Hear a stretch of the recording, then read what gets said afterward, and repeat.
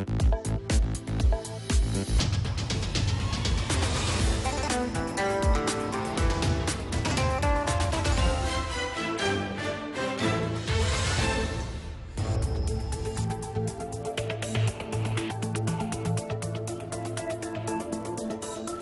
evening.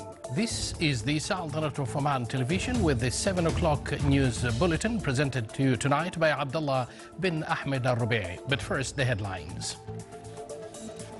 His Majesty Sultan Qaboos receives a written message from His Excellency, the President of Sudan. His Highness Said Fahad bin Mahmoud Al Saeed and the GCC leaders discuss with President of the United States a number of regional issues and international situations.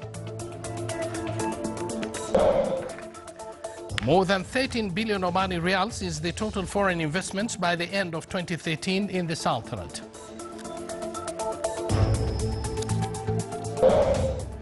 And a seminar on challenges of studying chemical engineering is held in the Wilaya of Solana.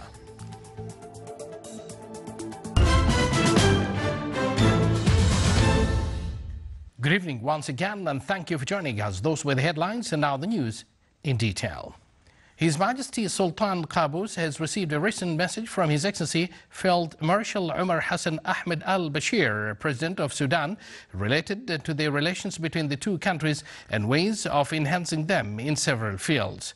On behalf of His Majesty His Excellency Sayyid Khalid bin Hilal Al Busaidi, Minister of Diwan of the Royal Court, received the message this morning during a meeting in his office with His Excellency Ali Ahmed Kharti, Minister of Foreign Affairs of Sudan, envoy of the Sudanese President. During the meeting, they exchanged cordial talks and reviewed the good bilateral cooperation between the two countries.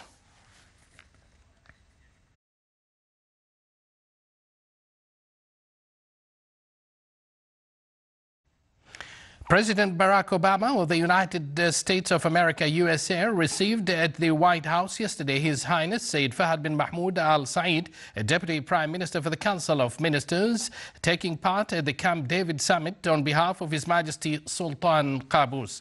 Upon the arrival of His Highness Said Fahad to the White House, accompanied by Yusuf bin Alawi bin Abdullah, Minister responsible for Foreign Affairs, President Obama led the welcoming party and shook hands with His Highness, wishing him a nice stay in Washington while visiting the United States of America. His Highness Said Fahad bin Mahmoud Al Saeed attended the official dinner hosted by the U.S. President at the White House in honor of the GCC leaders and their representatives. Obama exchanged with the GCC leaders conversation on the current regional and international situations, as well as the topics that will be presented at the Camp David Summit, which will commence its deliberations later today.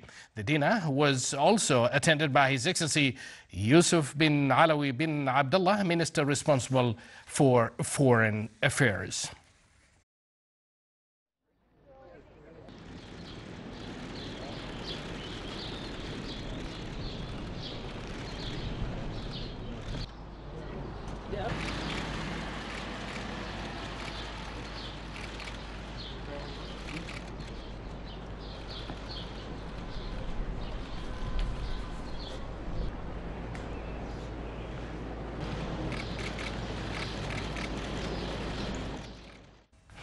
His Excellency Sheikh Abdullah bin Nasser al-Bakri, Minister of Manpower, stressed that the ministry will not spare any effort to qualify and train cadres needed by the private health sector. He also said that efforts continue to develop the network environment for workers in the private sector, including the health sector. He added that the health sector is one of the main sectors on which they rely to provide job opportunities for Omani manpower in all work levels in the sector.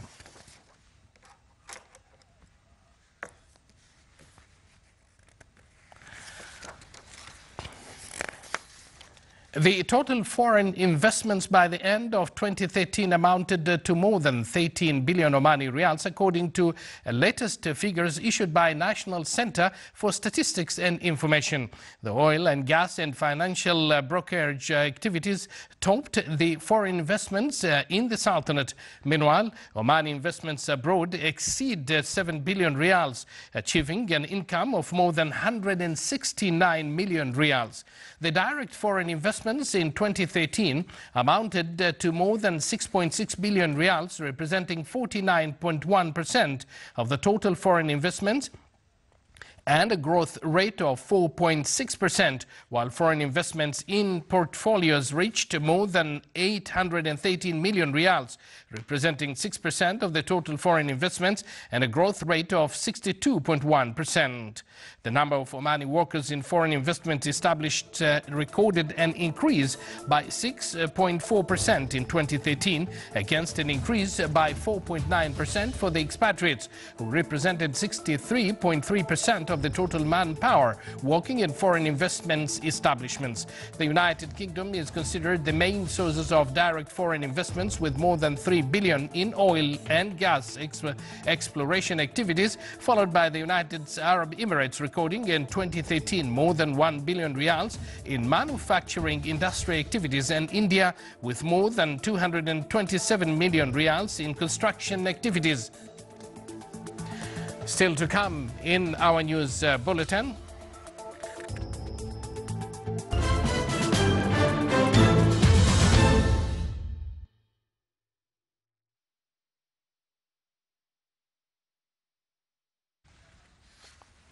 Still to come in our news bulletin, a fine art exhibition is launched at Nizwa Fort.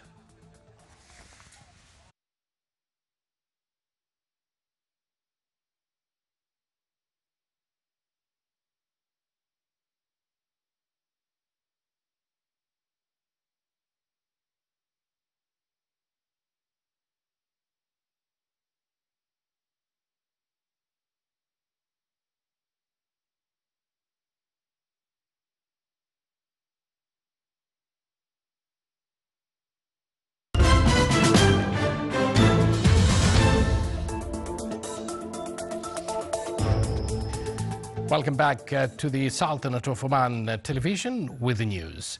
Relief agencies today used a 5-day humanitarian truce in Yemen to expand aid distribution to some of the millions deprived of food, fuel and medicine by weeks of fighting and airstrikes. However, despite weeks of strikes, the Houthis and former President Ali Abdullah Saleh remain entrenched across the country, and no side yet looks ready to make a concession for a political solution. Meanwhile, concern is growing that the airstrikes and the fighting between the Houthis tribal militias units loyal to Abdul Rabbu Mansour Hadi and southern separatists will cause a humanitarian catastrophe. Relief agencies today used 5-day humanitarian truce in Yemen to expand aid distribution to some of the million deprived of food, fuel and medicine by weeks of fighting and air strikes. However, despite weeks of strikes, the Houthis and former President Ali Abdullah Saleh remain entrenched across the country, and no side yet looks ready to make concession for the political solution. Meanwhile, concern is growing that air strikes and the fighting between the Houthis tribal militia unit loyal to Abdul Rabbu Mansour Hadi and southern separatists will cause a humanitarian catastrophe. Government airstrikes on 3 adjacent rebel-held villages in northern Syria killed at least 39 civilians and 17 of them children. The Syrian Observatory for Human Rights said today that 8 siblings were among the dead from the strikes in southern Aleppo province, around 15 kilometers from the main highway south towards the capital, adding that dozens of civilians were also wounded in the raids, which involved both missile strikes and barrel bombing. In another development, Daesh fighters killed at least 70 government troops in a major assault by the militant group on Syrian army-held areas in the central Syrian province of Hims, and at least 40 militants are also killed. The observatory had earlier said 30 government fighters and 20 militants died in the fierce fighting in eastern areas of Hims province following a Daesh assault on government forces.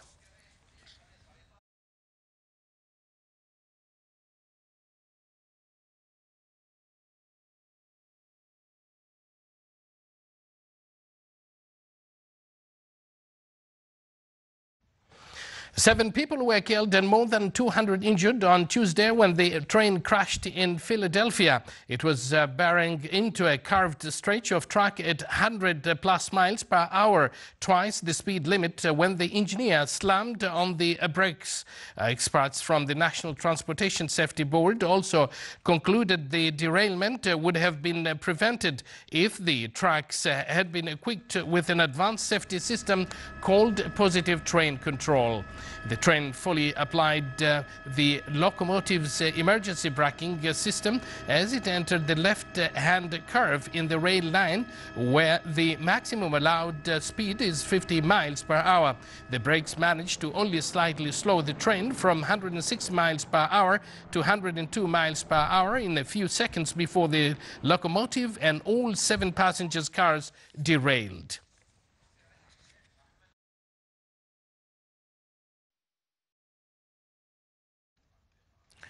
Mobile apps Meerkat and Periscope, which allows users to live stream video from their phones, have exploded in popularity since launching in March. But the technology is also dogged by piracy concerns. More details in the following report. Live now, the increasingly common way to start a tweet. Twitter-owned Periscope has quickly taken off as the informal, immediate way to broadcast what's happening. It's being used for everything from journalism to entertainment, even corporate training. Sylvain Kalash heads up Wild42, a network of 3,000 French tech engineers in 40 cities. At this San Francisco gathering, he's using Periscope to live stream a talk so members can follow remotely. Kalash says the technology helps to share knowledge and build bonds. We are a community. Community is all about people, and it's kind of cool to see that you have some Wild42 mates everywhere in the world doing the same thing, like meeting between each other. I think it makes you feel that you are part of something big. Live streaming may be all the rage, but it's nothing new. Originally founded to connect troops abroad with family, now popular with big businesses, Ustream predates Periscope by about 8 years. CEO Brad Hunstable says everyone's finally catching on to the vast potential of video. Whether it's the quality of the mobile networks like LTE, whether it's the fact that everyone now carries a cell phone with a camera in their pocket. People are used to using video through Netflix or through YouTube. And so it's a convergence of a variety of factors that are making it so powerful. Powerful, but also potentially illegal. Rights holders were up in arms after live video of the Mayweather versus Pacquiao boxing match appeared on Periscope, even if it was low quality. And it's not just sports at risk. Media giant HBO sent takedown notices over live streams of the Game of Thrones premiere.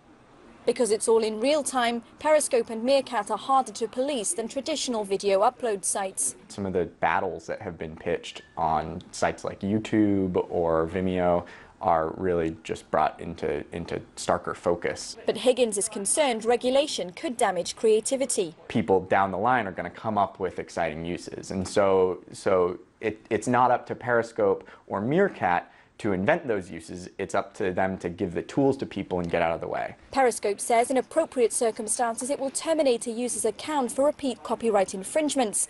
But for now, such offenders are small fry. Cheap, fast and frills-free Hong Kong street restaurants have served up well-loved favorites from beef, brisket to toast with condensed milk from roaring curbside burners of decades. Following report shed light on that. Cheap, fast and popular, Hong Kong's no-frills street restaurants are known as Dai Pai Dongs, a rare outdoor feature in the city of air-conditioned skyscrapers. They serve up well-loved favorites, from beef brisket to toast with condensed milk, drawing customers day and night. But they're disappearing. Fewer than 30 remain in the city. Many people don't accept the Dai Pai Dongs, either because of the sanitary environment or because they're too loud and that bothers people living upstairs. But back in the day, Dai Pai Dongs were very popular. The stalls thrived after World War II, but their heyday has long gone. The government stopped issuing new licenses decades ago, and transferring existing permits was heavily restricted. Some have been revamped in the city centre and license rules relaxed, but uncertainty remains elsewhere. The future of Dai Pai Dongs is not looking good. In 2 or 3 years, once the old buildings have been bought by property developers, Dai Pai Dongs will obstruct new constructions and impact the landscape. So the government may ask us to move or get rid of the Dai Pai Dongs. Hong Kong's home to more than 60 Michelin-starred restaurants and some of the world's best-known chefs. These are a world away from the street stalls and their roaring burners. But some argue that the Dai Pai Dongs are a unique part of the city's history and character and should be conserved. I think we should cherish our local culture. Otherwise, we just like other cities. You know, the pace of globalization is quicker, and how to keep Hong Kong unique. I think Dai Pai Dong is one of the way. And fans certainly aren't leaving anything to chance. It's time to eat their fill in case the colourful street stalls don't survive the red tape of modern Hong Kong.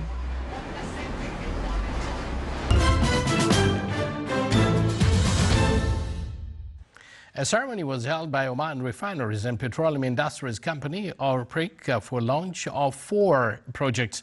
The event was presided over by His Excellency Mohammed bin Salem Al Tobi, Minister of Environment and Climate Affairs. The 4 projects were in the fields of water treatment and reduction of harmful industrial emissions.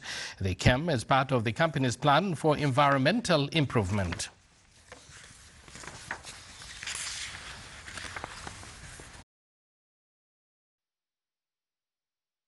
An art exhibition was opened today at Nizwa Fort under the auspices of His Excellency Dr. Abdul Mun'im bin Mansour Al Hassani, Minister of Information. The exhibition is organized by the Directorate General of Education in Ad-Dakhiliya Governorate. It included 56 artworks inspired from the ceramic crafts. The chief guest toured the exhibition, which also contained a ceramic furnace that helps in producing high-quality ceramic artworks used for teaching fine arts.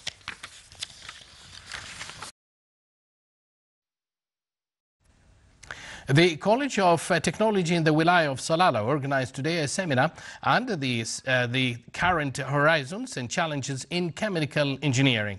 The Sultan Qaboos University, SQU, Caledonian College of Engineering, Oman Maritime College, the College of Applied Sciences in Sohar, Birla Institute of Technology and Sciences, Dubai Branch Medora University, Scott Christian College, besides the College of Technology in Salalah, took part at the seminar. The seminar included 3 working papers by specialists and academics in the field of chemical engineering. Muscat Securities Market MSM General Index today gained 47 points, comprising a rise by 0.75% to close at 6,361 points compared to last session, which stood at 6,314 points.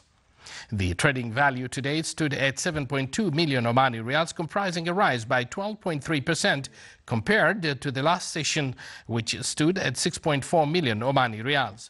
The report released by MSM pointed out that the market value rose by 0.30% to 14.7 billion Omani Riyals.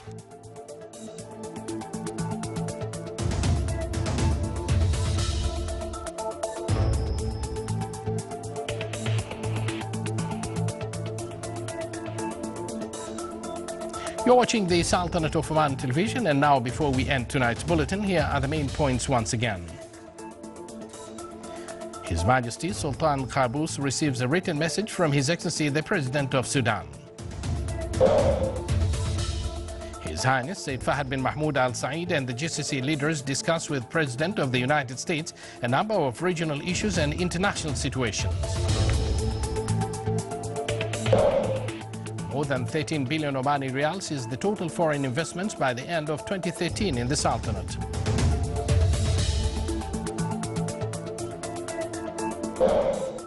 And a seminar on challenges of studying chemical engineering is held in the Wilaya of Salalah. With that, we come to the end of tonight's news bulletin. From all of us here in the studio and the newsroom, it's good night.